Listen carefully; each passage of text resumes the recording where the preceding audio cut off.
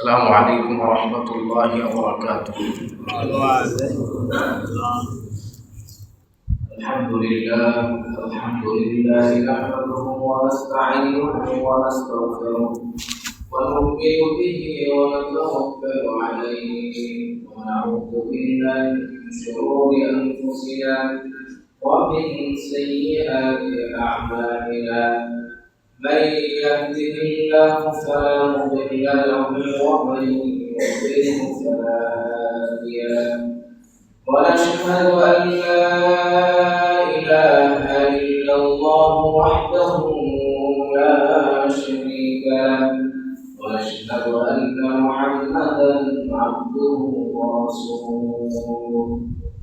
أما بعد فأعوذ بالله من الشيطان الرجيم. بسم الله الرحمن الرحيم. ولن ترضى عنك اليهود ولا النصارى حتى تتبع ملتهم.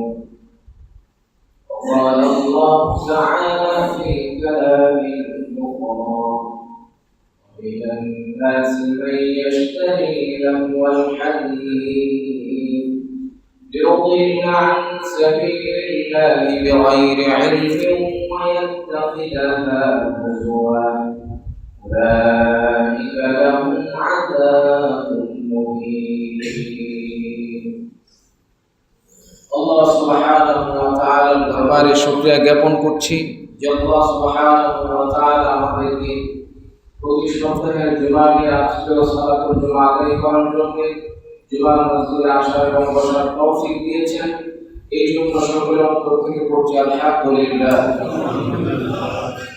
সালাতুস সালাম শান্তি বর্ষিত হোক মুহাম্মদ সাল্লাল্লাহু আলাইহি ওয়াসাল্লামের উপর। সম্মানিত হাজির, আমরা আজকে এমন একটি দিনে উপস্থিত হয়েছি যেটা পুরা মুসলিম উম্মাহর জন্য লজ্জাজনক, দুঃখজনক বিষয়। আপনারা সকলে অবগত আছেন, এপ্রিলের টাইম অনুযায়ী গতকাল রাত আর বাংলাদেশের টাইম অনুযায়ী আজকে থেকে সম্ভবত বিশ্বকাপ ফুটবল শুরু হবে। এই বিষয়ে ইনশাআল্লাহ আজকে কিছু বিষয় আলোচনা করার চেষ্টা করবো। আল্লাহ তৌফিক দান করুন। সম্মানিত হাজির, খেলাধুলা ইসলাম কতটুকু সমর্থন করে, কতটুকু করে, কোন কোন খেলা বৈধ বা খেলার পরিমাপটা কি, আমাদেরকে ইসলাম কতটুকু বৈধতা দেয়, ইসলাম কি পরিপূর্ণই খেলাকে নিষিদ্ধ করেছে, এই বিষয়গুলো আমাদের জানতে হবে। এরপর আমরা বহির্বিশ্বের আজকের যে আয়োজন বা যে আয়োজন চলছে বিশ্বকাপ ফুটবলকে নিয়ে, সেটার বাস্তবতা, সেটা বৈধ কি অবৈধ, এগুলো নিয়ে ইনশাআল্লাহ আমরা আলোচনা করব। প্রথম বিষয় হচ্ছে আল্লাহ সুবহানাহু ওয়া তাআলা ঘোষণা করছেন, ওয়ালান তারদা আনকাল ইয়াহুদ ওয়ালান নাসারা হাত্তা তাত্তাবি'a মিল্লাতাহুম। ইহুদি এবং নাসারা এরা মুসলিমদের উপর কখনোই সন্তুষ্ট হবে না। আমার আপনার উপর ইহুদি নাসারারা কখনোই সন্তুষ্ট হবে না। হাত্তা তাত্তাবি'a মিল্লাতাহুম, যেই পর্যন্ত না তাদের যে দিন আছে, তাদের যে ধর্ম আছে, সেটাকে অনুসরণ না করে, অর্থাৎ তাদের ধর্মের অনুসরণ ব্যতীত তারা আমাদের উপর সন্তুষ্ট হবে না। এটা কার কথা? আল্লাহর কথা। তাহলে আমরা যত চেষ্টাই করি না কেন তাদেরকে খুশি করার জন্য, কোনোভাবেই তারা খুশি হবে না। খুশি হবে কখন? যদি আমরা তাদের গির্জায় গিয়ে ইবাদত দিই, তাদের মূর্তিকে পুজো দিই, তাদের যে কালচার আছে সেই কালচারকে আমরা মেনে নিই, তাহলে তারা খুশি হবে। দেখেন, মুসলিম হিসাবে আমাদের কিছু আইডেন্টিটি আছে, এগুলো আসলে কি? আমাদের আইডেন্টিটি যদি ঠিক না থাকে তাহলে তো আমাদের মুসলিমত্ব ঠিক থাকবে না। ইসলামে সম্পূর্ণ খেলাধুলা নিষিদ্ধ না, সম্পূর্ণভাবে খেলাধুলা নিষিদ্ধ না, বরং ইসলাম কিছু কিছু খেলাধুলাকে উৎসাহিত করেছে। আল্লাহর হাবিব সাল্লাল্লাহু আলাইহি সাল্লাম বলেছেন, আল মুমিনুল কাওয়িয়্যু খায়রুন ওয়া আহাব্বু ইলাল্লাহিল মুমিনি মিনাদ দাঈফ। আল্লাহ সুবহানাহু ওয়া তাআলার কাছে দুর্বল মুমিনের থেকে শক্তিশালী মুমিন বেশি প্রিয়। আল্লাহর কাছে দুর্বল মুমিনের চেয়ে শক্তিশালী মুমিন বেশি প্রিয়। এর দ্বারা বোঝা যাচ্ছে যে মুমিনের গায়ে শক্তি আছে সে আল্লাহর কাছে কি প্রিয় বেশি, আল্লাহ তাকে বেশি ভালোবাসেন। এর মানে শক্তিশালী হওয়া খারাপ কিছু না। আপনি মুসলিম, আপনার গায়ে শক্তি থাকবে, আপনি সবল হবেন, অলস হওয়া যাবে না। অনেক মুসলিম আছে ইসলাম গ্রহণ করেছে, কিছু ইবাদত করে এখন সে অলস, এখন সে আর কোনো কাজ কারবার করবে না, শুধু ইবাদতে মগ্ন হয়ে গেছে। আবার কিছু কিছু সুফিবাদ আছে যারা পাহাড় জঙ্গলে চলে যাওয়ার পরামর্শ দেয়, এগুলো ভুল না। মুসলিম ইসলাম গ্রহণ করেছে, সে এখন শক্তিশালী হবে, সে কাজের দিক থেকে শক্তিশালী হবে, সে অর্থনৈতিক দিক থেকে শক্তিশালী হবে, শারীরিক দিক থেকে শক্তিশালী হবে, সে সর্বদিক থেকে শক্তিশালী হবে, সে হচ্ছে আল্লাহর কাছে বেশি প্রিয়। এই হাদিসটা সহিহ মুসলিমের 2666 নম্বর হাদিস। সম্মানিত উপস্থিতি, তাহলে এই হাদিস থেকে আমরা বুঝলাম আমাদের শক্তি অর্জন করা উচিত। এখন এটা খেলাধুলার মাধ্যমেও শক্তি অর্জন করা হতে পারে। এছাড়া আরো যত পন্থা আছে ইসলামিক পদ্ধতিতে, হালাল যে সমস্ত পন্থা আছে ওই সমস্ত পন্থায় গায়ে শক্তি বাড়ানো বৈধ এবং উত্তম কাজ, আল্লাহর কাছে সে মুমিন প্রিয় বলে গণ্য হবে। এছাড়াও সহিহ বুখারীর 2901 নম্বর হাদিস, রাসূলুল্লাহ সাল্লাল্লাহু আলাইহি সাল্লাম বলেছেন, খুদু ইয়া বানি আরফিদা হাত্তা তা'লামাল ইয়াহুদা ওয়ান নাসারা। আল্লাহর হাবিব সাল্লাল্লাহু আলাইহি ওয়াসাল্লাম একটা গোত্রকে বলছেন যে হে বানি আরফিদা, তোমরা খেলাধুলা করো। কেন? যাতে ইহুদি খ্রিস্টানরা জানতে পারে যে তোমাদের খেলাধুলা দেখে যে আন্না ফি দিনা ফুসহা, যে দিন হচ্ছে ইসলামটা এটা প্রশস্ত। মানে তোমাদের খেলাধুলা দেখে ইহুদি খ্রিস্টানরা যেন বুঝতে পারে আমাদের এই দিনটা কি প্রশস্ত। এটা যে এমন না যে এটা একবারে সংকীর্ণ, এটার মধ্যে কোনো বিনোদন নাই, কোনো আনন্দ নাই, কোনো ফুর্তি নাই, বিষয়টা এমন না। এটা মূলত ওমর ইবনুল খাত্তাব রাদিয়াল্লাহু তাআলা মসজিদে কিছু সাহাবাদেরকে খেলাধুলা করতে দেখলেন। মানে সাহাবায়ে কেরাম প্রায় সময় মসজিদের ভিতরে দৌড় জিজ্ঞাসা করতেন, এই বর্ষা নিক্ষেপ করতেন, এই সমস্ত খেলাধুলা মসজিদে সাহাবায়ে কেরাম করতেন। তো এটা দেখে ওমর রাদিয়াল্লাহু তাআলা নিষেধ করতে গেলেন। আল্লাহ রাসূল বললেন তাদেরকে ছেড়ে দাও, তাদেরকে খেলতে দাও। তো এই যে খেলাধুলাটা এটা বৈধ। কতটুকু বৈধ? যতটুকু ইসলাম অনুমোদন করেছে। কি কি কারণে বৈধ হবে আমরা এগুলো নিয়ে আসতেছি। এছাড়াও রাসূলুল্লাহ সাল্লাল্লাহু আলাইহি সাল্লাম আমাদের ইসলামের যে উৎসব আছে, আমরা ইতিপূর্বে আলোচনা করেছি, ইসলামের দুইটা উৎসব আছে, একটা হচ্ছে ঈদুল ফিতর আর একটা হচ্ছে ঈদুল আযহা। আল্লাহর হাবিব সাল্লাল্লাহু আলাইহি সাল্লাম বলেছেন, ইন্না লিকুল্লি কওমিন ঈদুনা ওয়া হাদা ঈদুনা। বুখারী 952 নম্বর হাদিস। আল্লাহর হাবিব সাল্লাল্লাহু আলাইহি সাল্লাম বলেছেন, প্রত্যেক জাতির জন্যই কিছু উৎসবের দিবস রয়েছে, আর আমাদের জন্য এই দিনগুলো হচ্ছে উৎসবের দিন।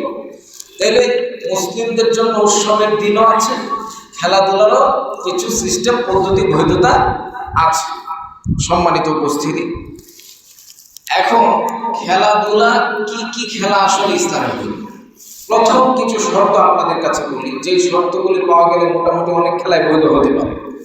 যেমন ধরেন, যদি খেলার মধ্যে অনইসলামিক কিছু না থাকে, যেই কাজটা খেলাতে অনইসলামিক হয়। এক নম্বর বিষয় হচ্ছে খেলার কারণে আল্লাহকে ভুলে যাওয়া, গাফেল হয়ে যাওয়া। মানে আল্লাহর স্মরণ থেকে বান্দা গাফেল হয়ে গেছে, খেলায় এমনভাবে লেগে পড়ছে, তাহলে এই খেলা বৈধ থাকে না। দুই নম্বর হচ্ছে অনইসলামিক কোনো কিছু ঢুকে যাওয়া। যেমন দেখেন, বর্তমান যে খেলাগুলি হয়, এই খেলার শুরুতে কি হয়? লটারি হয়। এই খেলার শুরুতে কি হয়? গান বাদ্য হয়। মানে গান বাদ্যর মাধ্যমে এটাকে শুরু করে, বরকতার নাকি। এই যে একটা অনইসলামিক কাজ, এই কাজের মাধ্যমে পুরোটা খেলাকে অবৈধ করে দেওয়া হয়েছে। তিন নম্বর বিষয় হচ্ছে এটাতে হারাম, অর্থাৎ অর্থ সময় ব্যয় হওয়া, অর্থ এবং সময় নষ্ট হওয়া। বর্তমানে এমন কোনো খেলা আছে যেটাতে অর্থ নষ্ট হয় না এবং সময় নষ্ট হয় না? আছে এমন কোনো খেলা? নাই। হ্যাঁ, ধরেন আপনার শরীর চর্চার জন্য, শারীরিক ব্যায়ামের জন্য যদি আপনি কোনো খেলা খেলেন 10 মিনিট, 15 মিনিট, 20 মিনিট, আধা ঘন্টা, তাহলে সেটা বৈধ, সেখানে যদি খারাপ কিছু না থাকে। যদি এটাতে কোনো প্রকার লটারি থাকে বা জুয়া থাকে, যে খেলার শেষে কি হবে, একটা কূপ, যে জিতবে তার জন্য 2টা কূপ, যে হারবে তার কিছুই না, অথবা খেলায় জিতলে একটা ছাগল অথবা একটা টিভি, এরকম খেলা চলে না? চলে না? চলে। এছাড়া বিশ্বের যে সমস্ত বিশ্বকাপ খেলা আছে আন্তর্জাতিক, এই সমস্ত খেলাগুলোতে বড় ধরনের কি হয়, পুরস্কার থাকে একপাক্ষিক। এবং এই সমস্ত খেলাতে সবচাইতে যে জঘন্য কাজটা হয় সেটা হচ্ছে জুয়া। আশ্চর্য হবেন, প্রায় 50 থেকে 60 মিলিয়ন ডলার পরিমাণ এই খেলা থেকে হয়, জুয়াবাজি হয়। একটা আশ্চর্যের বিষয় না? অথচ আমরা অনেকে জানি না এটাতে যে জুয়া চলে। এই খেলার মধ্যে সবচেয়ে বেশি জুয়া চলে।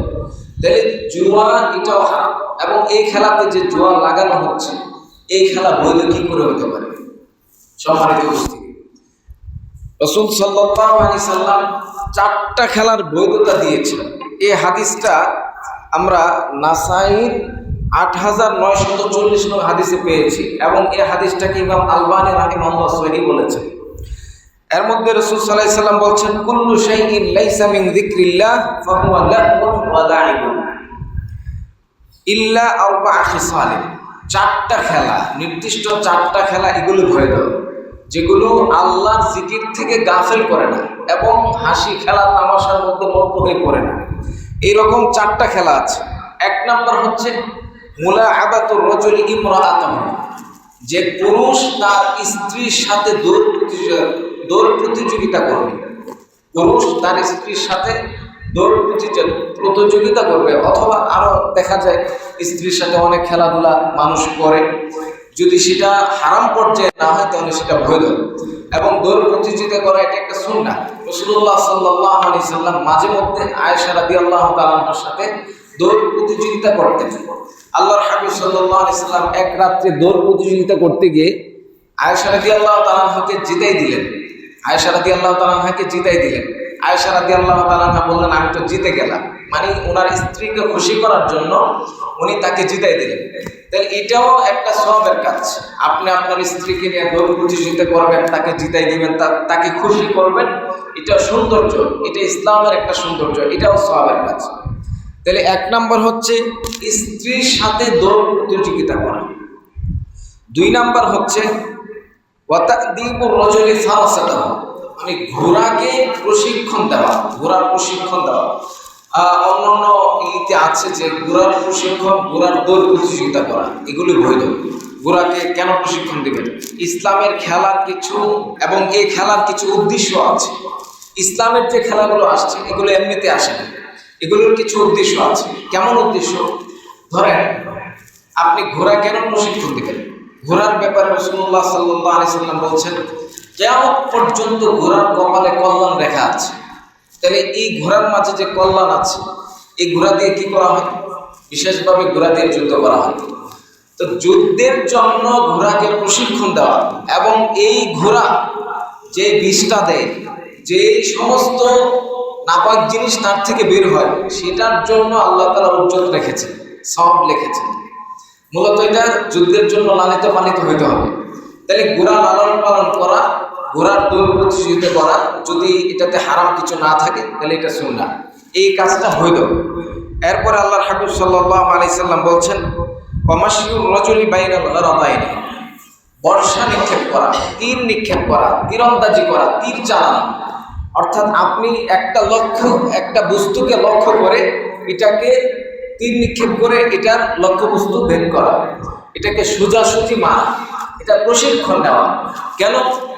এটা হতে পারে কখনো কখনো, আমরা তো আসলে আমাদের যুগের যুদ্ধ দেখি নাই, ইসলামের মুসলিমদের যে জিহাদগুলো এগুলো আমরা দেখি নাই বা দেখতে চাই না।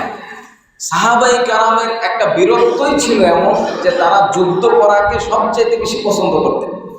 এমনকি আল্লাহ সুবহানাহু ওয়া তাআলার জন্য নিজের জীবনকে বিলাই দেওয়াকে তারা সবচেয়ে বেশি ভালোবাসতেন। এই জন্য ওনারা এই কাজগুলো বেশি করতেন, প্রশিক্ষণ দিতেন, ঘোড়া পরিচালনা করতেন, ঘোড়া পালতেন, ঘোড়া লালিত পালিত করতেন। এই ইসলামের যে মূল মূল যে বিষয়গুলো তাদের মধ্যে পাওয়া যেত। এই জন্য তাদের সময়কার ইসলাম আর এখনের সময়কার ইসলামের মধ্যে কিছু পার্থক্য হয়ে গেছে, কারণ আমরা ইসলাম থেকে অনেক দূরে সরে আসছি। সম্মানিত উপস্থিতি, সাহাবায়ে কেরাম দিনকে যেভাবে বুঝছে, সাহাবায়ে কেরাম দিনকে যেভাবে মানছে সেভাবে দিনকে বুঝতে হবে, সেইভাবেই দিনকে মানতে হবে। এর ব্যতিক্রম করতে গেলে আমাদের মধ্যে কি চলে আসবে? গোমরাহি চলে আসবে, আমরা ধ্বংসের কাতারে চলে যাব। এরপর আল্লাহর হাবিব সাল্লাল্লাহু আলাইহি সাল্লাম বলছেন, ওয়া তা'লিমুর রাজুলি সাবাহাতা, সাঁতার শিক্ষা করা, সাঁতার কাটা, নদীতে সাঁতার দেওয়া, সাঁতার কাটা, সাঁতার শিক্ষা, এটা এই খেলাটাও বৈধ। অর্থাৎ আপনি আপনার সন্তানকে সাঁতার শিক্ষা দিবেন, নিজেও শিখবেন, আপনার সন্তানকেও সাঁতার শিক্ষা দিবেন। দেখেন, এগুলোর মধ্যে কিছু কৌশল আছে। কৌশলটা কি? আপনি যেন নদীতে পড়ে মারা না যায়, আপনার সন্তান যেন নদীতে পড়ে মারা না যায়, এই জন্য আপনাকে সাঁতার শিক্ষা দেবে। তীরন্দাজ কেন শিখবেন? আপনাকে শত্রু যেন সহজেই ঘায়েল না করতে পারে, আপনি যেন স্ট্রং থাকেন, এই জন্য ইসলাম আপনাকে তীরন্দাজি শিক্ষা করতে উৎসাহ প্রদান করছে। ঘোড়া কেন চালাতে শিখবেন? এখন তো ঘোড়া নাই, তাহলে এখন করবেন কি? এখন যে সমস্ত জিনিস আছে যেগুলোর মাধ্যমে যুদ্ধ হয়, যেগুলোর মাধ্যমে আপনি নিজেকে আত্মরক্ষা করতে পারেন, সেটা প্রাইভেট কার হতে পারে, সেটা ট্রাক হতে পারে, যেই সমস্ত আঞ্জাম আছে ঘোড়ার বিপরীতে এখন ঘোড়া চলে না, ঘোড়া ছাড়া যেগুলো চলে, হুন্ডা আছে, এই সমস্ত জিনিস প্রশিক্ষণ নেওয়া যদি আপনি ইসলামের জন্য শিখেন তাহলে সেটার জন্য আপনি সওয়াব পেয়ে যাবেন।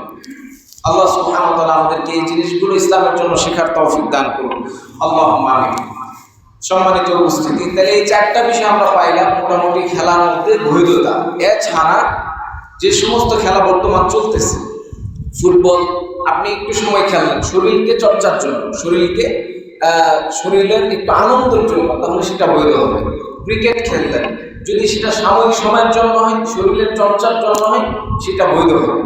এছাড়াও টুকিটাকি খেলা আছে যেগুলোর বৈধতা ইসলাম দিয়েছে। ইসলাম একবার সম্পূর্ণরূপে আপনার খেলাধুলা সম্পূর্ণ নিষিদ্ধ করে দিবে। সম্মানিত উপস্থিতি, এই জন্য খেলাধুলা করবেন, লিমিটের বাইরে না, ক্রস করা যাবে না, লিমিট ক্রস করা যাবে না। লিমিট ক্রস করে ফেলে আমরা এখন মাদ্রাসার ছেলে আছে, ওলামায়ে কেরাম আছে, ওনারাও এখন কি খেলাধুলায় এতটা উন্মাদ হয়ে গেছে, ওনারাও এখন হারাম পর্যায়ে চলে গেছে। আমি হেদায়েতুন নাহতে পড়ি মাদ্রাসায়, ক্লাসে গেলাম একদিন, তখন ক্রিকেট খেলা চলে। তো কিছু ছাত্র এটা নিয়ে আলোচনা করছিল যে ক্রিকেট খেলার কত পয়েন্ট, কার কি পয়েন্ট। আমি আবার এগুলি একটু কম বুঝি, তো আমি জিজ্ঞাসা করলাম যে তোমরা যেটা নিয়ে ক্লাসে আলোচনা করতেছো এটা কি বৈধ? হ্যাঁ বৈধ। কে বললো তোমাদেরকে এটা বৈধ? এই যে খেলা দেখো টিভিতে, এটা বৈধ? ওই বৈধ। আমি কে বলছি? উস্তাদ দেখে, মানে আমাদের যে ক্লাসের উস্তাদ ছিল উনি দেখে। বিষয়টা আশ্চর্য না? ওনার বৈধতার সার্টিফিকেটটা কার থেকে দিচ্ছে? উস্তাদ থেকে দিচ্ছে। ইসলাম কিন্তু মূলত এইভাবেই ধ্বংস হয়েছে। আমি বললাম তাহলে এক কাজ করো, উস্তাদ আসলে উস্তাদকে জিজ্ঞেস করো খেলাটা বৈধ কিনা। উনি দেখে এই জন্য বলতেছে বৈধ। উনি কি কখনো তোমাদেরকে বলছে এটা বৈধ? না, আমাদেরকে বলে নাই। বললাম তাইলে ওনাকে জিজ্ঞেস করো, মুফতি শফিক সাহেব ওনার নাম। তো উনি আসার পর ওনাকে জিজ্ঞাসা করলো যে উস্তাদ খেলা দেখা কি বৈধ? উনি বললো, সরাসরি বললো যে না, খেলা দেখাটা বৈধ না। পরে ছাত্ররা আবার পাল্টা ওরে জিজ্ঞাসা করছে তাহলে আপনি কেন দেখেন? একটা লজ্জার ব্যাপার। তো উনি লজ্জায় পড়ে গেলেন, বললেন আচ্ছা আমি দেখি, এটা আমার অন্যায়, আমার ভুল, কিন্তু এর মানে এই নয় যে এটাকে আমি বৈধ বলে দিব। উনি এটা সাহসের পরিচয় দিয়েছে। যদি কম জ্ঞানী হতো তাহলে আবার বলে দিত কি যে খেলা তো বৈধ। জ্ঞানী মানুষ এই জন্য বলছে যে এটা আমার ভুল, কিন্তু খেলা দেখাটা কি হারাম। সম্মানিত উপস্থিতি, সূরা লুকমান 6 নম্বর আয়াত আল্লাহ সুবহানাহু ওয়া তাআলা বলেন, ومن الناس من يشتري لهو الحديث ليضل عن سبيل الله بغير علم ويتخذها هزوا اولئك لهم عذاب مهين। মানুষদের মধ্য থেকে এমন অনেক মানুষ আছে যারা খেল তামাশা, লাহওয়া অর্থাৎ অপচয়কারী মন্দ কথাবার্তা, গান বাদ্য, খেলাধুলা এগুলো ক্রয় করে নিয়ে আসে তাদের মূর্খতার ভিত্তিতে। এই লোকগুলো ইসলামকে বা তাদের দ্বীনকে তারা উপহাস হিসাবে বানিয়ে নিয়েছে। আল্লাহ সুবহানাহু ওয়া তাআলা বলেন তাদের জন্য রয়েছে যন্ত্রণাদায়ক শাস্তি। সম্মানিত উপস্থিতি, আপনারা ইতিমধ্যেই জানেন যে আমাদের দেশে কিছু কিছু এলাকায় বা একটা নিউজে দেখলাম যে এক লোক 7.5 কিলোমিটার একটা পতাকা তৈরি করেছে। 7.5 কিলোমিটার পতাকা তৈরি করেছে, 30 শতক জায়গা বিক্রি করে 10 লক্ষ টাকা ব্যয় করে। চিন্তা করতে পারেন এগুলো মানে কতটা মনস্তান্ত্রিক ভাবে, কতটা ধ্বংস নিয়ে কাজ করতে পারে। এটা কোন মুসলিমের পক্ষে কিভাবে সম্ভব হতে পারে এটা আমার বুঝে আসে না। ব্রাজিল, আর্জেন্টিনা এগুলো কে, আমাদের কি হয়? অবস্থা দেখলে মনে হয় যে বাঙালির দুলাভাই লাগে। আসলে কি বাঙালির দুলাভাই? এখন এমন অনেক মসজিদ আজকে দেখবেন, আজকের কালকের নিউজগুলো দেখবেন যে অনেক মসজিদের খতিবরা খুতবা দিবে, পরের দিন তারা মার খেয়েছে। কারণ ওই যে আর্জেন্টিনা ব্রাজিলের প্লেয়ারদের কষ্ট লাগছে, এই জন্য পিটাইছে নিয়ে, চিপাই চাপাই নিয়ে খতিব সামনে পিটাইছে। এমন বহু ইতিহাস ঘটবে আজকে কালকে। এটা হয়ে গেছে অলরেডি, এগুলো হয়েছে। এটা চিন্তার বিষয়, ভাবার বিষয়। আর্জেন্টিনা ব্রাজিল কি? ইহুদি, খ্রিস্টান, যাদের সাথে আমাদের কোনো দিক থেকেই কোনো মিল নেই। কালচারাল বলেন, সামাজিক বলেন, কোনোভাবে কোনো দিক থেকে মিল নেই।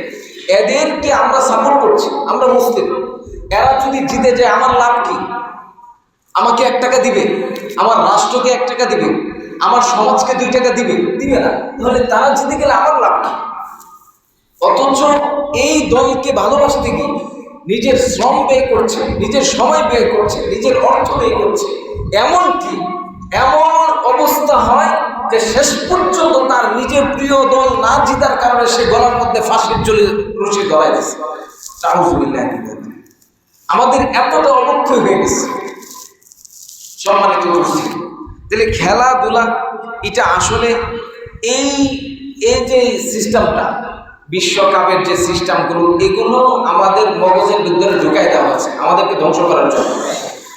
ইহুদি খ্রিস্টানরা খেলাফত ব্যবস্থাকে ধ্বংস করার জন্য দেখলো যে মুসলিমদেরকে আসলে যুদ্ধে হারানো যায় না, কারণ তারা আল্লাহর জন্য সংগ্রাম করে।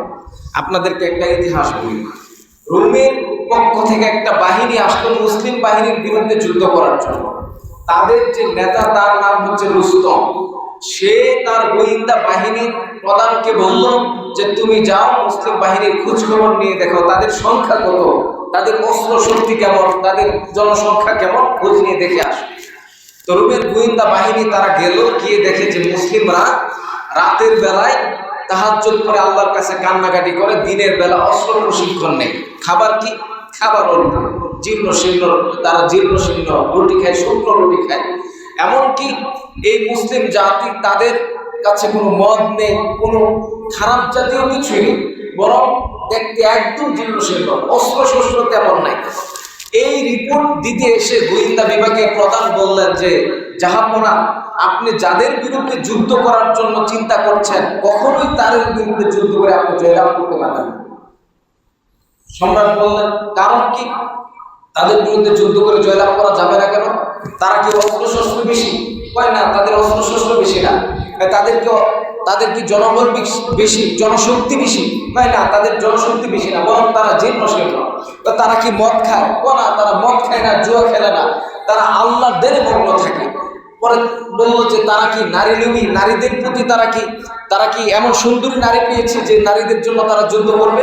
বললো যে না, তারা কোনো নারীর সংস্রব পায় নাই, বরং তারা রাত ভরে আল্লাহ সুবহানাহু ওয়া তাআলার জন্য কাঁদতে থাকে, আল্লাহকে পাওয়ার জন্য কাঁদতে থাকে, আল্লাহ সুবহানাহু ওয়া তাআলার জন্য সালাত আদায় করে আল্লাহকে পরিপূর্ণ ভালোবাসা আল্লাহকে ডাকতে থাকে। যেই জাতির মধ্যে আল্লাহর ভালোবাসা আছে, যেই জাতি তাহাজ্জুদ করে আল্লাহর কাছে যায়, যে জাতি মদ জুয়ায় মুক্ত হয় না, যে জাতি খারাপ দিকে ধাবিত হয় না, যে জাতি মদ খায় না, জুয়া খেলে না, যেই জাতি আল্লাহর উপর ভরসা করে, জীর্ণ শীর্ণ হোক, তাদের অস্ত্র শস্ত্র কম হোক, তাদের জনশক্তি কম হোক, যদি আল্লাহর উপর ভরসা থাকে, এই জাতির উপর আপনি কখনো যুদ্ধ করে বিজয় লাভ করতে পারবেন। এই ছিল আমাদের মুসলিমদের ইতিহাস, সাহাবায়ে কেরামদের ইতিহাস। আর আমাদের ইতিহাস আজকে কোথায়? আমরা আজকে তাদের সমস্ত কালচারকে নিজেদের মধ্যে ধারণ করেছি। তাদের খেলার যে জার্সি আছে এগুলো আমরা পড়ছি। এমনকি অনেক মসজিদে এখন কি হবে জানেন? মসজিদগুলোতে এসে যুবকরা দোয়া চাইবে যে উস্তাদ আর্জেন্টিনার জন্য একটু দোয়া করে দিন যাতে তারা জয়লাভ করে, উস্তাদ ব্রাজিলের জন্য একটু দোয়া করে দিন যাতে তারা জয়লাভ করে। নাউজুবিল্লাহ। আফসোস লাগে না?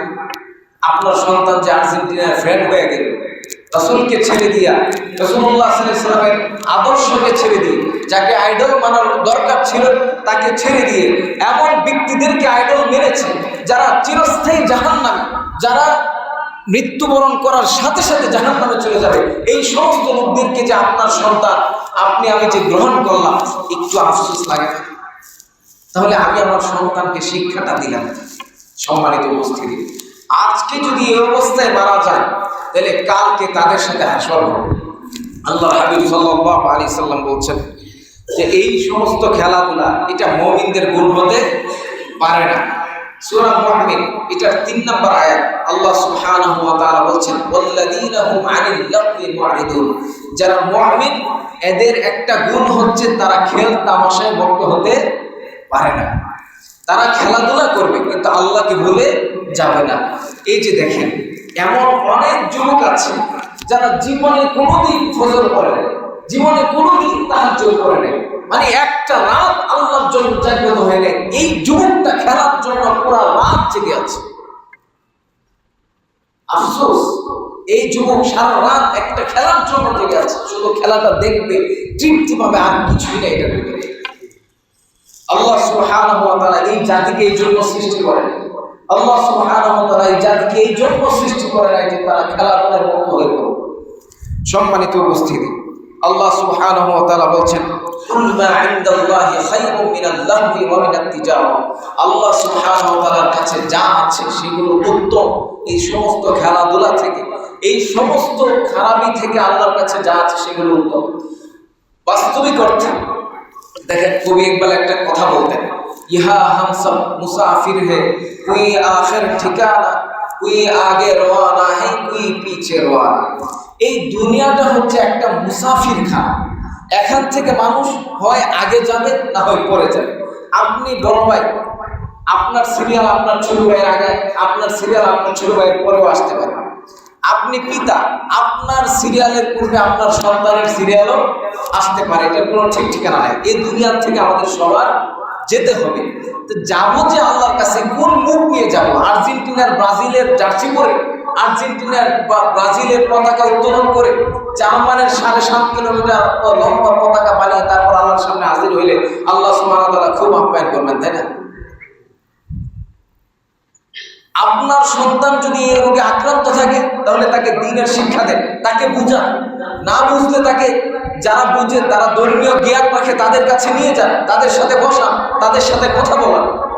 এমন যেন না হয় যে এই সন্তানগুলোই তো বড় হয়ে আপনাকে ঘরে রাখবেন। কেন রাখবে? আপনাদেরকে দিন শিক্ষা দিয়েছে।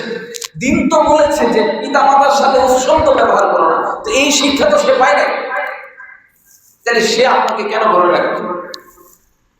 সম্মানিত উপস্থিতি, আল্লাহ সুবহানাহু ওয়া তাআলা বলছেন, ওয়া মিনান নাস মান ইয়াত্তাখিযু মিন দুনিল্লাহ আনদাদান ইউহিব্বুনাহুম কাহুব্বিল্লাহ ওয়াল্লাযীনা আমানু আশাদ্দু হুব্বান লিল্লাহ। যে সমস্ত ব্যক্তিরা, মানুষদের মধ্য থেকে অধিকাংশ মানুষ আছে যারা আল্লাহ ছাড়া অন্যান্য বস্তুকে ডাকে এবং আল্লাহ ছাড়া অন্যান্য বস্তুকে আল্লাহর চাইতে বেশি ভালোবাসে। এটা আল্লাহর চাইতে বেশি ভালোবাসা হচ্ছে না যে আল্লাহর জন্য জীবন দেয় না, জীবন দিয়ে কার জন্য? একটা পতাকার জন্য জীবন দিচ্ছে, একটা খেলার জন্য জীবন দিচ্ছে, একটা খেলার জন্য মন খারাপ করছে, তার জন্য হেরে গেলে সে মন খারাপ করছে, সালাত করে দোয়া করছে, জীবনে সালাত করে না, সে 2 রাকাত নফল করে দোয়া করছে যে আল্লাহ ইহুদি খ্রিস্টানকে তুমি বিজয় লাভ করায় দাও, আল্লাহ তুমি ইহুদি খ্রিস্টানকে বিজিত করো। লা হাওলা ওয়ালা কুওয়াতা ইল্লা বিল্লাহ। এই জাতি লজ্জিত হওয়া উচিত, আমাদের নিজেদের উপর লজ্জিত হওয়া উচিত, আফসোস করা উচিত। আমরা কেমন মুসলিমে পরিণত হয়েছি? যে রাসূলুল্লাহ সাল্লাল্লাহু আলাইহি ওয়াসাল্লামকে আইডল হিসেবে মানা উচিত ছিল, সে রাসূলকে ছেড়ে দিয়ে আর্জেন্টিনার সে মেসি, নেইমার, এই সমস্ত খেলোয়াড়দের পিছনে পড়ে আমাদের জীবন যৌবন সবকিছুকে নষ্ট করে দিচ্ছি, ধ্বংস করে দিচ্ছি। আমাদের ঈমান আমল সবকিছুকে আমরা বরবাদ করে দিচ্ছি। সম্মানিত উপস্থিতি, শেষ হাদিস বলে আমি শেষ করছি। আল্লাহর হাবিব সাল্লাল্লাহু আলাইহি সাল্লামকে জিজ্ঞাসা করা হইল, ইয়া রাসূলুল্লাহ, এমন অনেক মানুষ আছে যারা বহু বস্তুকে ভালোবাসে, কিন্তু তারা সেটাকে পায় নাই, সেটার সাথে তারা মিলিত হতে পারে নাই। আল্লাহর হাবিব সাল্লাল্লাহু আলাইহি সাল্লাম বললেন, আল মারউ মা'a মান আহাব্বা, যে যাকে ভালোবাসবে, যে জাতিকে ভালোবাসবে, যে যার প্রতি দুর্বল হবে, সে তার সাথে তার হাসর নাসর হবে। অর্থাৎ এই দিবসকে ভালোবাসে। যদি তওবা না করে মারা যায়, তাহলে এই জাতি, এই মানুষজন, এই যুবক সেই দিন কিয়ামতের মাঠে নেইমার আর ওই মেসির সাথে তার হাসর নাসর হবে, তার সাথে সে উঠবে। তাকে জিজ্ঞেস করা হবে যে তুমি তার সাথে কেন উঠলা? সে বলবে আমি তাকে ভালোবাসতাম দুনিয়াতে। একটিবার চিন্তা করেন, যদি তার সাথে আপনার হাসর নাসর হয়, সেটা কি আপনার জন্য ভালো হবে না খারাপ হবে? এটা চিন্তা করে এগুলো থেকে বের হয়ে আসেন, এই খারাপ থেকে বের হয়ে আসেন, এই ফিতনা থেকে বের হয়ে আসেন। আল্লাহর হাবিব সাল্লাল্লাহু আলাইহি সাল্লাম বলেছেন, শেষ জামানায় মুমিনদের মধ্যে থেকে এমন কিছু লোক থাকবে যারা নিজেদেরকে ফিতনা থেকে মুক্ত করে ইবাদত করবে। তাদের অবস্থা হবে এমন যে 50 জন সমান ব্যক্তি, 50 জন ব্যক্তি যারা ইবাদত করবে, তাদের একজন তাদের 50 জনের সমান হবে। আল্লাহর হাবিব সাল্লাল্লাহু আলাইহি সাল্লাম বললেন, ইয়া রাসূলুল্লাহ, এই 50 জন কি তাদের জামানা না আমাদের জামানা?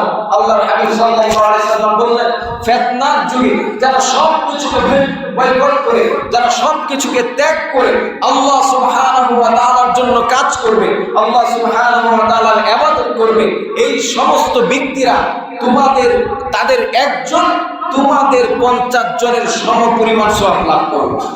সুবহানাল্লাহ ওয়া বিহামদিহি, সুবহানাল্লাহিল আযীম। আল্লাহ সুবহানাহু ওয়া তাআলা আমাদের সকলকে ফিতনা থেকে মুক্ত হয়ে আল্লাহ তাআলার ইবাদত করার তৌফিক দান করুন। আল্লাহুম্মা আমিন। মাইয়াহদিহিল্লাহু ফালা মুদিল্লা লাহু ওয়া মান ইউদ্লিলহু ফালা হাদিয়া লাহু। ওয়া নাশহাদু আন লা ইলাহা ইল্লাল্লাহ ওয়াহদাহু লা শারীকা লাহু ওয়া নাশহাদু আন্না মুহাম্মাদান আবদুহু ওয়া রাসূলুহু। সম্মানিত উপস্থিতি, এই সমস্ত খেলা শুধু খেলায় নয়, এগুলোর ভিতরে বিশাল একটা চক্রান্ত আছে।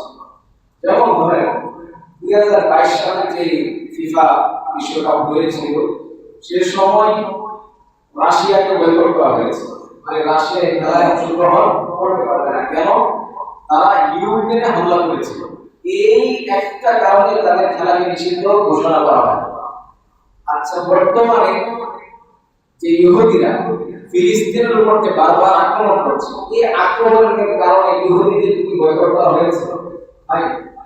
এমনকি গতকাল রাত্রে যে আপনারা খেলায় মুক্ত হলেন, এই খেলার পিছনের ইতিহাস হচ্ছে গতকাল রাত্রে ফিলিস্তিনের উপর ইসরায়েল আক্রমণ করেছে। এবার চিন্তা করেন, আপনি কোন পক্ষে যাবেন? আপনার কমিটি সব ইসলাম কাফেরদের দল, মুসলিমদের দল কাফেরদের দল, কোন দলে যাবেন এটা এখন ডিসাইড করেন যে আমি কোন দলে থাকবো। আমার ভাইকে হত্যা করা হচ্ছে, আমার ভাই রক্ত রঞ্জিত হচ্ছে, আমার শিশুকে হত্যা করা হচ্ছে, আমার বোনকে দর্শন করা হচ্ছে, আমার মাকে দর্শন করা হচ্ছে, আমার বাবাকে নির্যাতন করা হচ্ছে, আমার ভাইকে বন্দী করে তাদের উপরে স্টিক রোল চালানো হচ্ছে। আমি এদেরকে ভুলে গিয়ে আমি কিভাবে এই সমস্ত নাপাক খেলাধুলায় করতে হবে? নিজের উপর ডিসাইড করেন যে আমি কি করব। আল্লাহ সুবহানাহু ওয়া তাআলা আমাদের সকলকে হেদায়েত দান করুন। আল্লাহুম্মা আমিন।